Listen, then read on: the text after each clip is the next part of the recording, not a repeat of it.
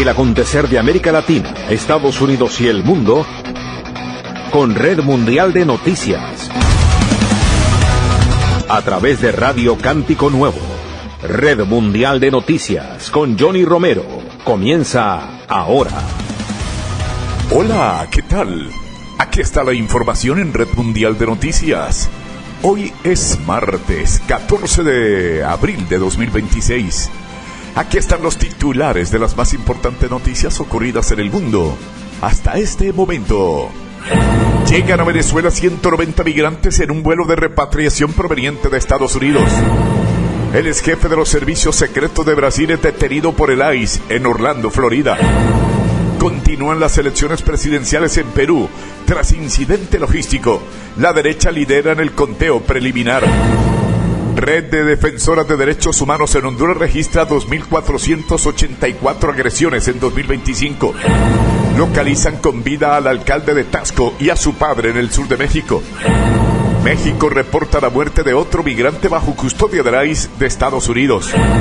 Estados Unidos e Irán dejan la puerta abierta al diálogo tras tensas conversaciones de Islamabad.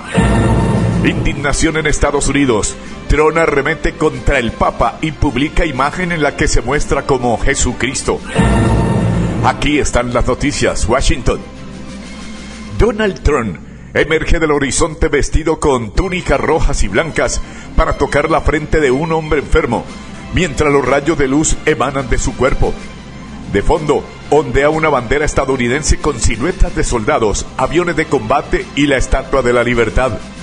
Algunas personas miran con reverencia al presidente, reconvertido en Mesías, incluso con palmas juntas en señal de devoción.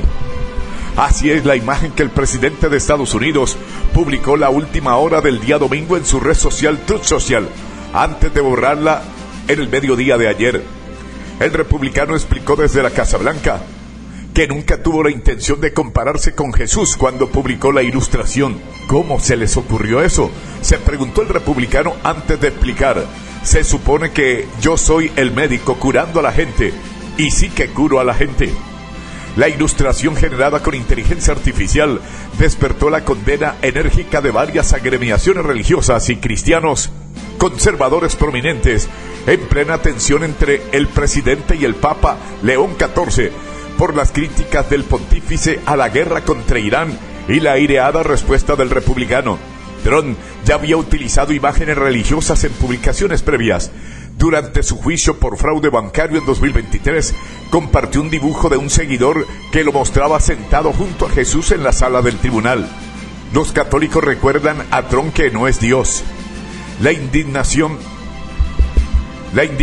por la publicación de Trump se extendió a una de las bases más sólidas del Partido Republicano, los evangélicos cristianos conservadores. Muchos se sorprendieron de que el mandatario publicara una imagen que lo representaba como el Redentor. «Quite esto, señor presidente», escribió David Brody, un destacado comentarista de Christian Broadcasting Network, que apoya a la administración Trump. «Usted no es Dios. Ninguno de nosotros lo es. Esto va demasiado lejos. Cruza la línea», zanjó. En la misma línea, la periodista y comentarista conservadora Megan Bachan afirmó: «No sé si el presidente pensó que estaba siendo gracioso, o si está bajo la influencia de alguna sustancia, o qué posible explicación podría tener para esta blasfemia indignante». En una publicación en X, instó al presidente a retirar la imagen inmediatamente y pedir perdón al pueblo estadounidense, y luego a Dios. Otra voz crítica fue la de Brilliant Holihan, antigua copresidenta del Consejo Asesor Juvenil del Comité Nacional Republicano, quien escribió en X: «Esto es una blasfemia flagrante. La fe no es un accesorio. No necesitas presentarte como un salvador cuando tu trayectoria debería hablar por sí sola». Una mayoría de votantes católicos estadounidenses apoyaron a Donald Trump en su victoria presidencial de 2024, en las que los protestantes evangélicos blancos constituyeron un componente importante de la coalición ganadora de Trump. Un tercio de los votantes de Trump se identificaron como cristianos evangélicos blancos o renacidos, en comparación con solo el 8% de los votantes de su rival demócrata Kamala Harris en esos comicios. Los evangélicos blancos representaron cerca del 20% de los votantes ese año, y la gran mayoría, el 79%, votó por Trump, reporta esta encuesta. Todo el espectro político católico, incluso obispos de tendencia conservadora, han manifestado consternación por el ataque verbal sin precedentes de Trump contra el Papa León XIV, el primer estadounidense en dirigir la Iglesia Católica. En una extensa publicación en su red social Truth Social, el presidente estadounidense calificó al pontífice de débil contra el crimen y terrible en la política exterior, y lo instó a dejar de complacer a la izquierda radical y concentrarse en ser un gran papa, no un político, porque está perjudicando a la Iglesia Católica. No quiero un papa que piense que está bien que Irán tenga un arma nuclear. No quiero un papa que considere terrible que Estados Unidos haya atacado a Venezuela, escribió Trump. Islamabad. Tras una noche de insomnio y en ocasiones tensas en Islamabad, los funcionarios iraníes y estadounidenses concluyeron sus conversaciones de más alto nivel en décadas sin lograr ningún avance, pero 11 fuentes familiarizadas con las negociaciones dijeron que el diálogo sigue vivo. La reunión del fin de semana para resolver el conflicto entre Estados Unidos e Irán, 4 días después del anuncio de alto al fuego del martes, fue el primer encuentro directo entre funcionarios estadounidenses e iraníes en más de una década y el del más alto nivel desde la Revolución Islámica de Irán en 1979. En el lujoso Hotel Serena de Islamabad, las conversaciones se desarrollaron en 2 salas separadas y una zona común, una para la parte estadounidense, otra para los iraníes y otra para las reuniones trilaterales en las que participaron mediadores pakistaníes, informó el personal operativo a la agencia Reuters. Entre la gran cantidad de cuestiones en juego se encontraba el estrecho de Hormuz, un importante punto de tránsito para el suministro energético mundial que Irán ha bloqueado de facto, pero que Estados Unidos se ha comprometido a reabrir, así como el programa nuclear iraní y las sanciones internacionales contra la República Islámica.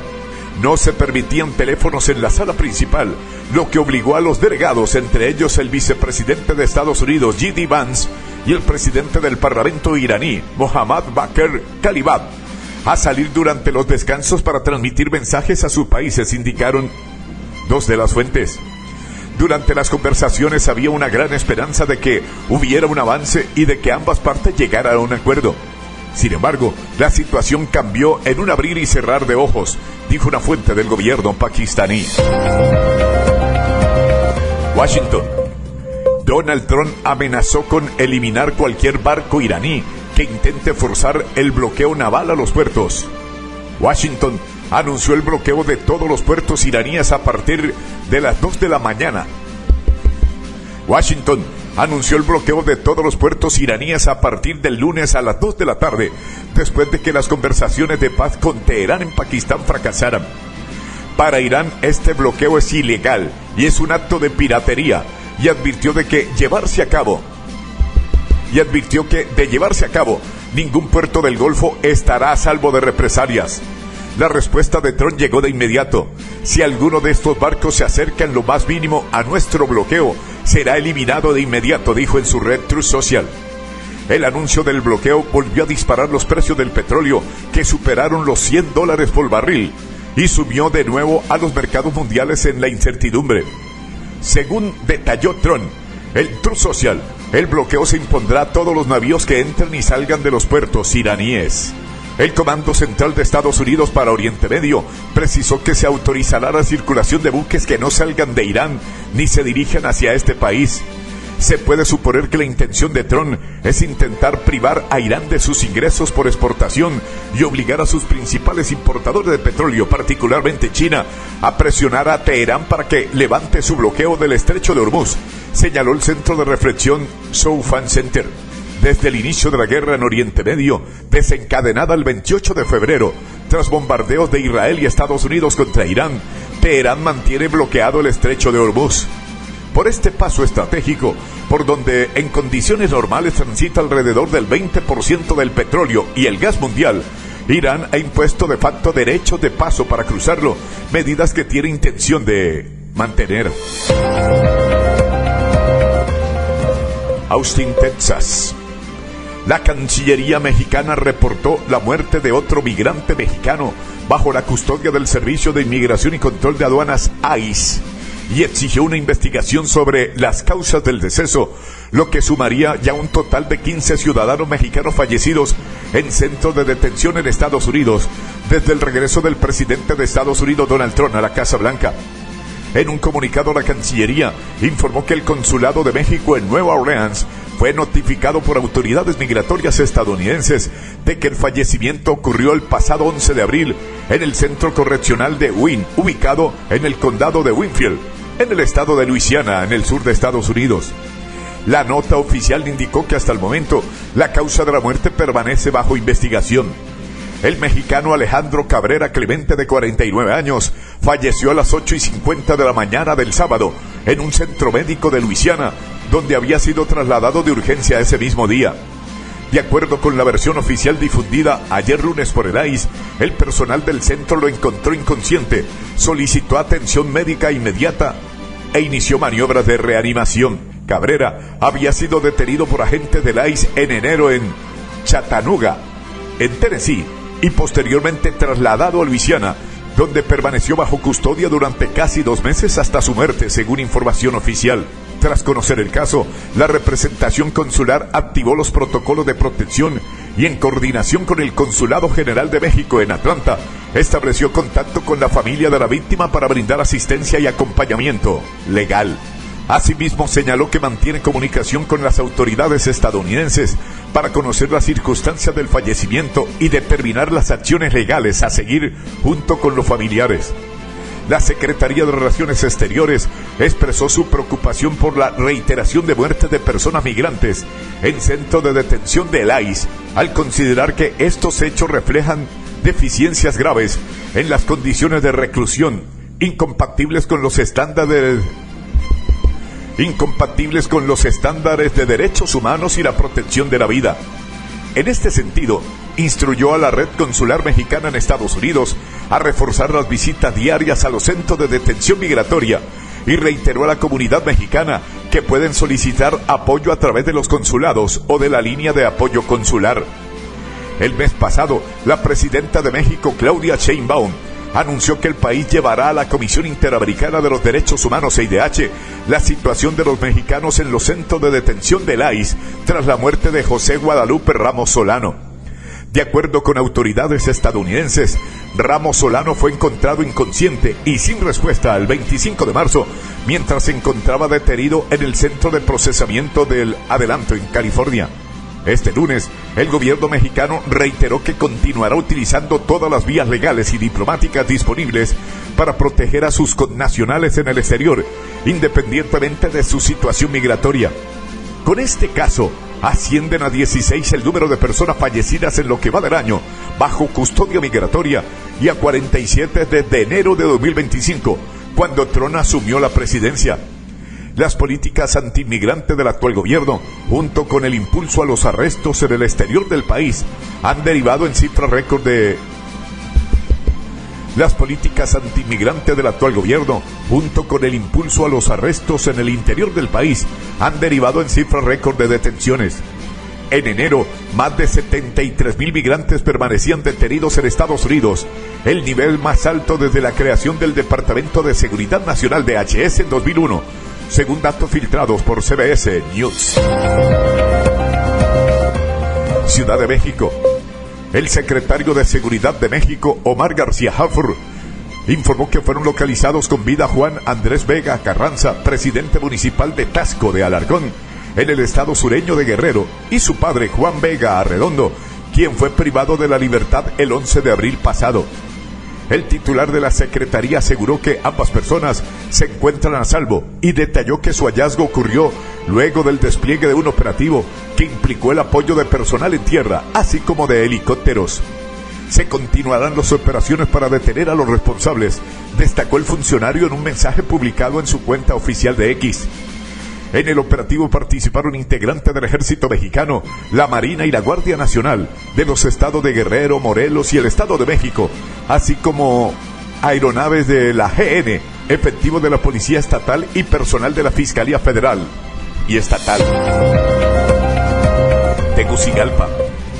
La Red Nacional de Defensores de los Derechos Humanos en Honduras registró 2.484 agresiones de diversos tipos en 2025, según el informe Caminando Nuestra Justicia, que presentaron en Tegucigalpa.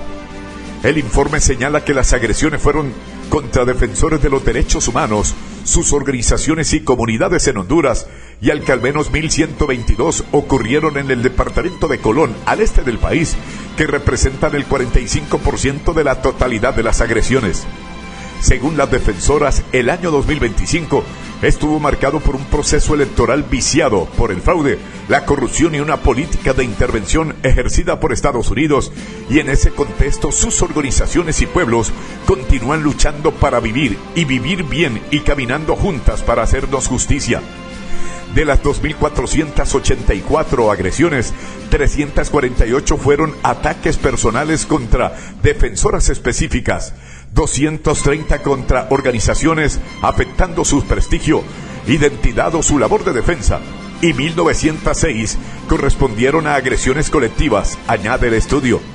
Además, indica que en el departamento de Colón, una zona conflictiva por reclamos de tierras que hacen campesinos, se registraron numerosas incursiones y ataques armados en contra de cooperativas campesinas, comunidades garífunas negras, así como desalojos e intentos de desalojos. Entre otros departamentos que registran agresiones a defensores de los derechos humanos, figuran Atlántida con 325, Francisco Morazán 261, Lloro 151, Comayagua 137, Cortés 115, Intubuca 102. El estudio también subraya que el 68% de las agresiones ocurrieron mientras las defensoras defendían la tierra, territorio y bienes comunes, y un 13% defendían la verdad, justicia o reparación. Nuevamente, al igual que en 2024, el agresor que más ataque acumula es el Estado. El 45% de las agresiones se perpetra por policías, autoridades y fuerzas armadas. Por otra parte, el informe revela que, con el paso de los años, se han identificado un patrón de agresiones hacia personas cercanas a las defensoras, señala el informe, entre otras cosas. Ciudad de Guatemala. El presidente de Guatemala, Bernardo Arévalo de León, dijo que la fiscal general Consuelo Porras, sancionada por Estados Unidos, que la considera corrupta y antidemocrática, es peligrosa para el país, y reiteró su rechazo a reelegirla. Porras, también sancionada por la Unión Europea, compite para integrar la lista de candidatos, de la cual Arévalo elegirá a su sucesor por un periodo de 4 años. La funcionaria aspira a un tercer mandato. Una comisión integrada en su mayoría por autoridades universitarias tiene previsto entregar el listado el próximo viernes. Difícilmente se va a encontrar un perfil menos idóneo que el de Consuelo Porras para el cargo, dijo en una rueda de prensa Arévalo, cuya posesión intentó bloquear la fiscal hace 2 años. No habrá ninguna posibilidad de confirmar a Consuelo Porras para una posición en la que ya ha demostrado que no solo no es idónea, sino que es peligrosa para la nación, añadió el mandatario socialdemócrata. Orlando, Florida. La Policía Federal de Brasil dijo en una breve nota que un brasileño condenado por el Supremo Tribunal Federal fue preso en Orlando, Florida, por la Policía Migratoria estadounidense, ICE. Una fuente de esa fuerza confirmó que se trata de Ramahem. De su lado, en el sitio oficial de la Policía Migratoria de Estados Unidos, el nombre de Alexander Ramahem, de 53 años, aparece como detenido por el ICE.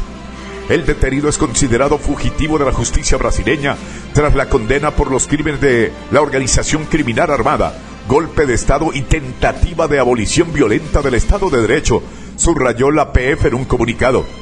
En septiembre de 2025, el expolicía fue condenado a 16 años de cárcel en el mismo proceso en el que el exmandatario ultraderechista Jair Bolsonaro recibió una sentencia de 27 años de prisión. La Corte Suprema de Brasil consideró culpable de haber conspirado para mantener a Bolsonaro en el poder, a pesar de su derrota en las urnas frente al actual presidente de izquierda Luis Ignacio Lula da Silva en 2022. Hombre de confianza de Bolsonaro, Alexander Ramahem dirigió durante su presidencia la agencia de inteligencia ABIN, de julio de 2019 a marzo de 2022. Lima. Las presidenciales del Perú se reanudaron ayer lunes después de que problemas logísticos impidieron que el voto de decenas de miles de electores con la derechista Keiko Fujimori como clara favorita. Las presidenciales de Perú se reanudaron ayer lunes después de que problemas logísticos impidieron el voto de decenas de miles de electores con la derechista Keiko Fujimori como clara favorita para pasar a un balotaje. La hija del expresidente autócrata Alberto Fujimori obtiene 17% de los votos en un conteo preliminar de la autoridad electoral con 53% de las actas contabilizadas. Con millones de votos por contabilizar, su rival no está definido y podría ser una sorpresa.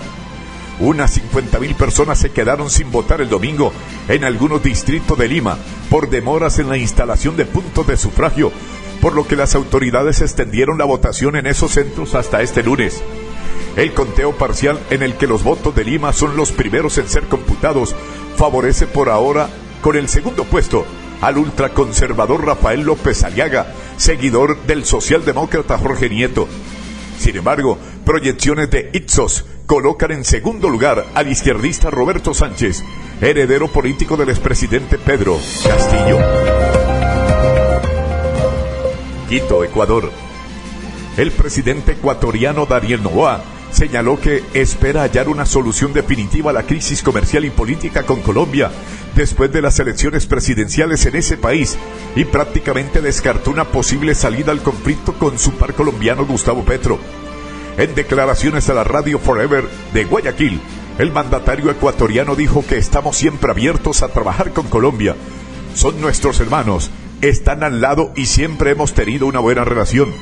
Agregó que esperemos que después de las elecciones nos podamos sentar y darle una solución a largo plazo a este problema que tenemos en la frontera, en referencia a la contienda presidencial en ese país prevista para finales de mayo.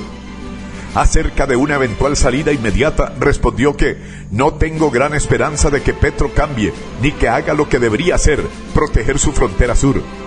La relación binacional se ha deteriorado desde enero, cuando Ecuador fijó una tasa del 30% a todos los productos colombianos, que desde marzo subió al 50% y en mayo llegará al 100%.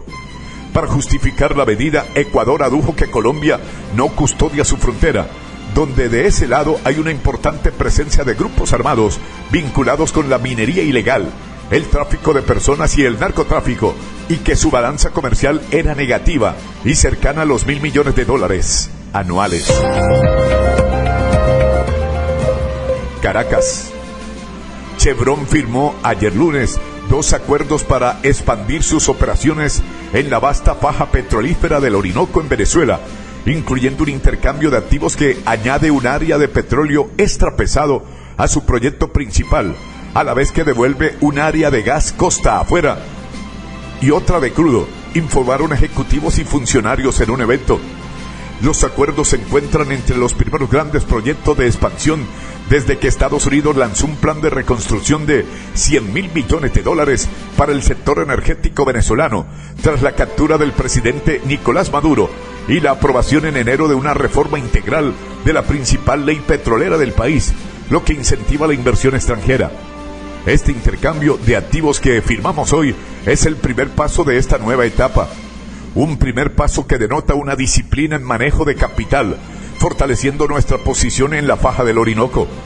Hoy estamos incrementando nuestra posición en petrodependencia a un 49% y estamos incorporando el bloqueo de Ayacucho 8 a nuestras operaciones de Petropiar, aprovechando el máximo de la capacidad organizacional que tenemos, dijo el presidente de Activos Base y Países Emergentes de Chevron, Javier La Rosa.